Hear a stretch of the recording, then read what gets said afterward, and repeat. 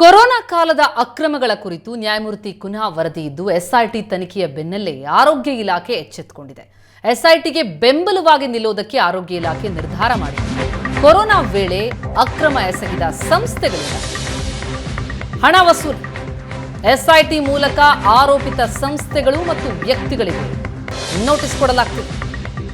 ನ್ಯಾಯಮೂರ್ತಿ ಡಿ ಕುನ್ಹಾ ವರದಿಯಲ್ಲಿ ಪ್ರಸ್ತಾಪವಾದಂತಹ ಕಂಪನಿಗಳೇನಿವೆ, ಕೊರೋನಾ ವೇಳೆ ಅಕ್ರಮ ಎಸಗಿದೆ ಎನ್ನುವಂತಹ ಆರೋಪ ಇರೋ ಕಂಪನಿಗಳು, ಆ ಕಂಪನಿಗಳಿಗೆ ಈಗ ನೋಟಿಸ್ ಜಾರಿಯಾಗೋದಕ್ಕೆ ಮುಂದಾಗ್ತಾ ಇದೆ. ಶೀಘ್ರವೇ ಆ ಬಾಕಿ ವಸೂಲಿಗೆ ಇಲಾಖೆ ಮುಂದಾಗ್ತಾ ಇದೆ.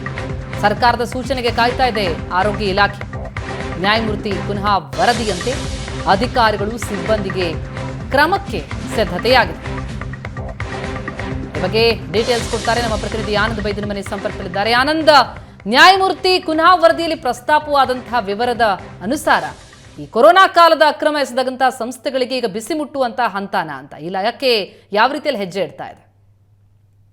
ಈಗಾಗಲೇ ನ್ಯಾಯಮೂರ್ತಿ ಡಿ ಕುನ್ಹಾ ನೇತೃತ್ವದ ಏನು ವಿಚಾರಣಾ ಆಯೋಗದ ವರದಿ ಇದೆ, ವರದಿಯಲ್ಲಿ ಬಹುತೇಕ ಬಹಳ ಮುಖ್ಯವಾಗಿ ಕೆಲವೊಂದಷ್ಟು ಸಂಸ್ಥೆಗಳಿಂದ ಹಣ ವಸೂಲಿ ಮಾಡಬೇಕು, ಬಾಕಿಯನ್ನ ವಸೂಲಿ ಮಾಡಬೇಕು ಅಂತೇಳಿ ಈಗಾಗಲೇ ಸೂಚನೆ ಕೊಟ್ಟಿದೆ. ಆ ಕಾರಣಕ್ಕಾಗಿ ಅದರಲ್ಲಿ ಬಹಳ ಪ್ರಮುಖವಾಗಿ ದಂಡಗಳನ್ನ ಪಡಿಬೇಕು ಅಂತಕ್ಕಂಥ ಉಲ್ಲೇಖ ಆಗಿರುವಂತ ಹಿನ್ನೆಲೆಯಲ್ಲಿ ಆರೋಗ್ಯ ಇಲಾಖೆ ಆ ಎಲ್ಲ ಮೊತ್ತಗಳನ್ನ ವಾಪಸ್ ಪಡೆಯುವುದ್ರ ಬಗ್ಗೆನೂ ಕೂಡ ಈಗ ಮುಂದಾಗಿರ್ತಕ್ಕಂಥದ್ದು. ಎಸ್ಐಟಿ ತನಿಖೆಯನ್ನು ಕೂಡ ಮಾಡ್ಲಿಕ್ಕೆ ಈಗಾಗಲೇ ಸಚಿವ ಸಂಪುಟದ ನಿರ್ಧಾರ ಆಗಿರುವಂತ ಹಿನ್ನೆಲೆಯಲ್ಲಿ ಎಸ್ಐಟಿಯ ಮೂಲಕವೇ ನೋಟಿಸ್ ಕೊಡಬೇಕಾ ಅಥವಾ ನೇರವಾಗಿ ಆರೋಗ್ಯ ಇಲಾಖೆ ಮೂಲಕವೇ ನೋಟಿಸ್ ಕೊಡಬೇಕು ಅಂತಕ್ಕಂಥ ಚರ್ಚೆಗಳು ಮುಂದುವರೆದೆ ಸರ್ಕಾರದ ನಿರ್ದೇಶನಕ್ಕೆ ಕಾಯಲಾಗ್ತಾ ಇದೆ.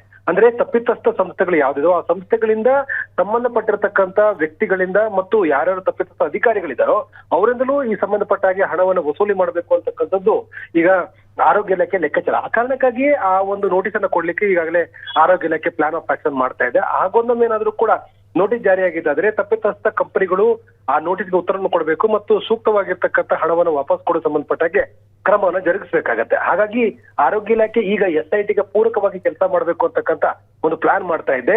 ಸರ್ಕಾರದ ಸ್ಪಷ್ಟ ನಿರ್ದೇಶನದ ಬಳಿಕ ನೋಟಿಸ್ ಅನ್ನು ಜಾರಿ ಮಾಡ್ತಕ್ಕಂಥದ್ದು ಮತ್ತು ಯಾರ್ಯಾರು ತಪ್ಪಿತಸ್ಥರು ಅಂತ ಹೇಳಿ ಆ ವರದಿಯಲ್ಲಿ ಮೆನ್ಷನ್ ಆಗಿದೆ, ಆ ಮೆನ್ಷನ್ ಆಗಿರ್ತಕ್ಕಂಥ ಅಧಿಕಾರಿಗಳು ಮತ್ತು ಸಿಬ್ಬಂದಿಗಳ ಮೇಲೂ ಕೂಡ ಕ್ರಮ ತೆಗೆದುಕೊಳ್ಳೋದ್ರ ಬಗ್ಗೆನೂ ನೋಟಿಸ್ ಕೊಡೋದ್ರ ಬಗ್ಗೆನೂ ಕೂಡ ಆರೋಗ್ಯ ಇಲಾಖೆ ಪ್ಲಾನ್ ಮಾಡ್ತಾ ಇದೆ.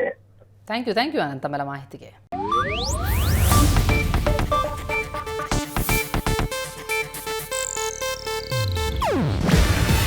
ಇದು ಏಷ್ಯಾನೆಟ್ ನ್ಯೂಸ್ ನೆಟ್ವರ್ಕ್ ಪ್ರಸ್ತುತಿ. ನೀವು ನೋಡ್ತಿದ್ದೀರಾ ಏಷ್ಯಾನೆಟ್ ಸುವರ್ಣ ನ್ಯೂಸ್.